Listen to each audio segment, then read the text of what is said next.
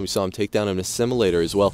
But the real money shot for David Kim at that point was that Yun-Ho had to pull away his probe, so he wasn't mining from one of his bases. Yeah, all of those workers not operating for that long a period of time is a real cost. That could be hundreds and hundreds of minerals lost by Yun-Ho in that one exchange. And yes, David Kim also lost minerals and resources by losing those units. But, you know, it's difficult to say at this point where the advantage will lie, but it was still a really effective raid for David Kim. And, of course, it may force Yun-Ho to make different types of choices with his technology later just to avoid a similar type raid. Yun-Ho's trying to establish map control. You see that David Kim is defended relatively well right now. He has a few Hellions. He does have some siege tanks, and he is probably unaware of Yun-Ho's 9 o'clock expansion. Yun-Ho took a second expansion, so right now he's going to have the resource advantage, but he's also going to be able to skate out the front of David Kim's base so that he won't walk into a sure trap.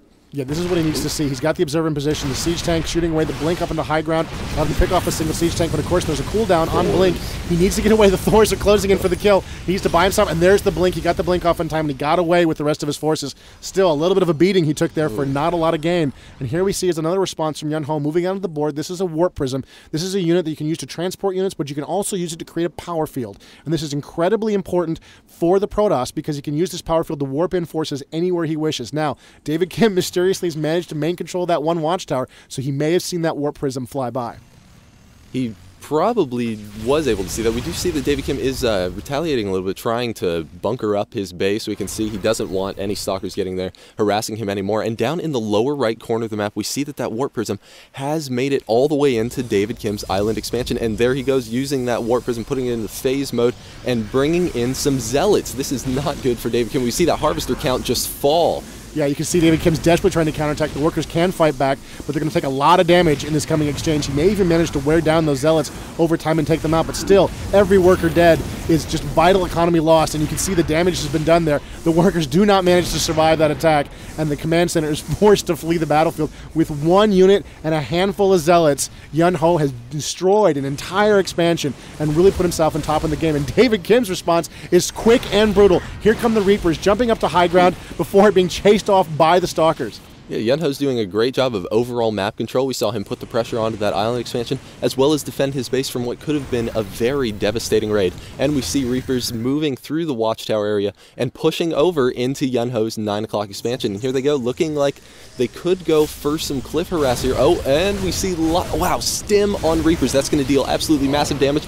Just jumping up onto the cliff as soon as the stalkers warp into play, and they're able to take down a stalker in just a matter of seconds. Yeah, and with no observers in the area, nothing you can use to see on the high ground. You can't blink to the high ground. You can't blink where you can't see. And so the Reapers are just dominating right now. They can get anything they can get at, they can destroy. They only manage to take out the one assimilator. And here comes an observer. This is exactly what the Protoss player needs to counter this new Terran threat. He's got to get the observer over here. This gives him vision up to the high ground. He can blink. David Kim doesn't like the look of it. He does manage to try to blink down, to jump down to do some damage, but it's not enough.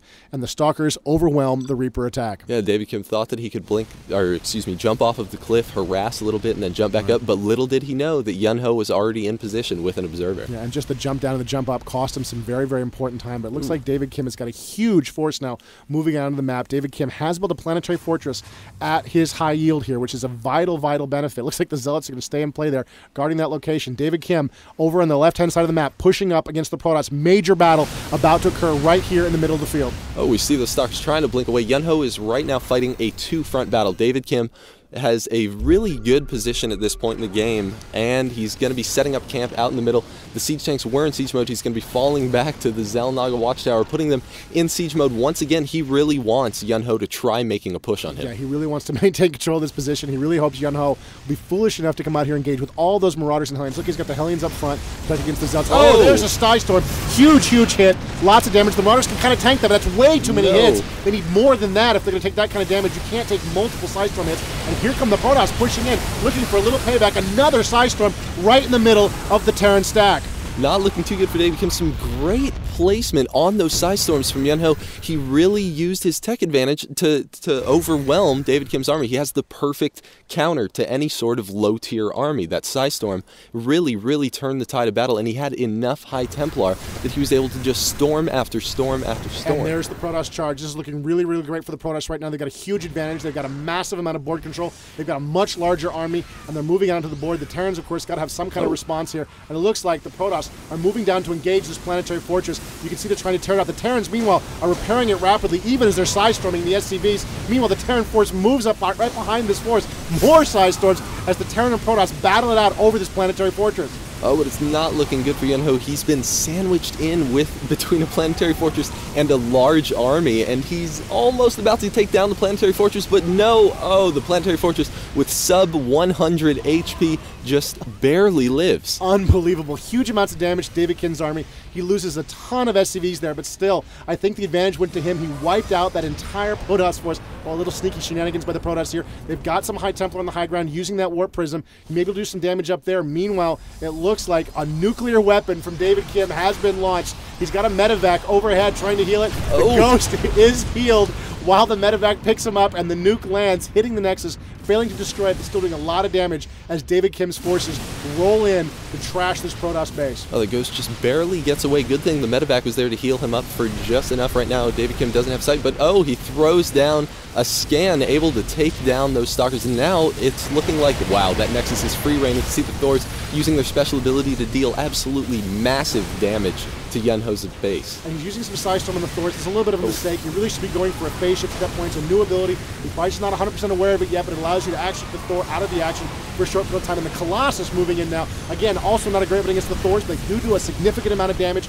It does give him some advantage here, and the Protoss just powering through these Thors with all the wrong weapons, but he's got such a powerful economy at this point, he can afford to do it. And another nuke dropping from David Kim, doing terrible, terrible damage to that Nexus as the Ghost is just continuing his constant harassment of the Protoss. David Kim's doing exactly what he needs to be doing at this point in the game. He needs to put pressure everywhere simultaneously. We can see that Yunho did have map control. Another nuke comes down, able to take down Yunho's natural. He currently only has one base on the left side of the map to gather minerals from. His main has been mined out. Unbelievable. The Ghost for the win as it closes in, dropping nuke after nuke on the Protoss base. And here come the Protoss, desperate for some blood here, closing in, using the Colossus, trying to get some additional damage. And it looks like the Thors and the Marauders are going to simply be too much for this force.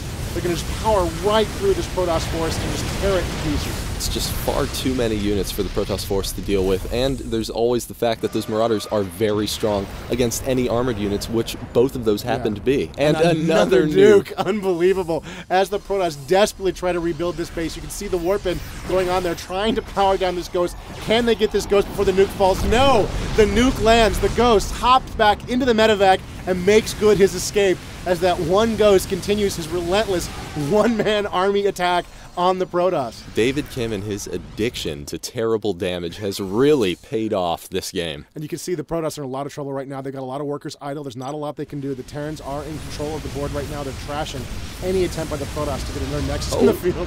And he's got a nuke coming down right in position. Exactly the right place. He wants to get the battle to fight here. The Protoss player may not have noticed the little tiny red dot. No, he has seen it, and it looks like he's going to back away.